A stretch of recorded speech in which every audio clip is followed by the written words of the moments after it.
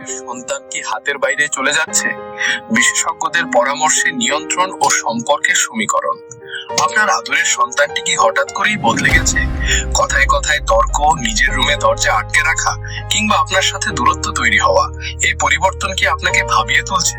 কিশোর বয়স মানেই কিন্তু বিদ্রোহ নয়, বরং এটি আত্মপরিচয় তৈরির এক সংকটকাল। আজকের ভিডিওতে আমরা জানবো বিশ্বের নামকরা শিশু বিশেষজ্ঞ এবং সাইকিয়াট্রিস্টরা কি বলছেন, কিভাবে শাসন না করে বরং বন্ধু হয়ে সন্তানদের নিয়ন্ত্রণ ও সঠিক পথে রাখা সম্ভব।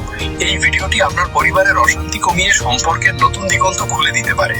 গবেষকদের মতেই কিশোর বয়সের মূল সমস্যা হলো মস্তিষ্কের প্রিফ্রন্টাল কর্টেক্স বা যুক্তিবোধের অংশটি তখনও পরিপূর্ণ হয় না, তাই তারা আবেগের বশবর্তী হয়ে সিদ্ধান্ত নেয়।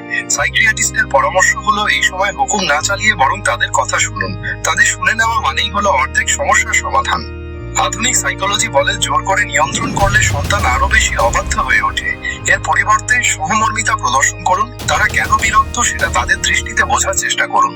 সীমানা নির্ধারণ করুন। শাসন মানেই বকাবকি নয়, বরং কিছু নির্দিষ্ট নিয়ম আগে থেকেই বুঝিয়ে দেওয়া।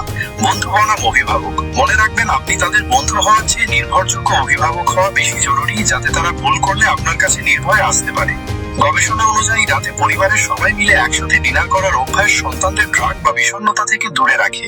এটি তাদের সাথে আপনার সংযোগ স্থাপনের সেরা সময়। একজন অভিভাবক হিসেবে আপনি হয়তো একাই পরিস্থিতির সাথে লড়ছেন না। আপনার পাশের বাসার প্রতিবেশী কিংবা পরিচিত কোনো বন্ধুর সন্তানও হয়তো এই একই বয়সের মধ্য দিয়ে যাচ্ছে। আপনি কি চান না তাদের কষ্টটাও একটু কমুক? আপনার ছোট্ট একটি শেয়ার হয়তো কোনো অসহায় অভিভাবকের দুশ্চিন্তা দূর করতে সাহায্য করবে। তাই ভিডিওটি ভালো লাগলে আজই শেয়ার করুন আপনার ফেসবুক ওয়ালে, যাতে অন্যদের মাঝেও এই প্রয়োজনীয় বার্তাটি ছড়িয়ে পড়ে। আপনার একটি শেয়ার হয়তো কোনো কিশোরের জীবন বদলে দিতে পারে।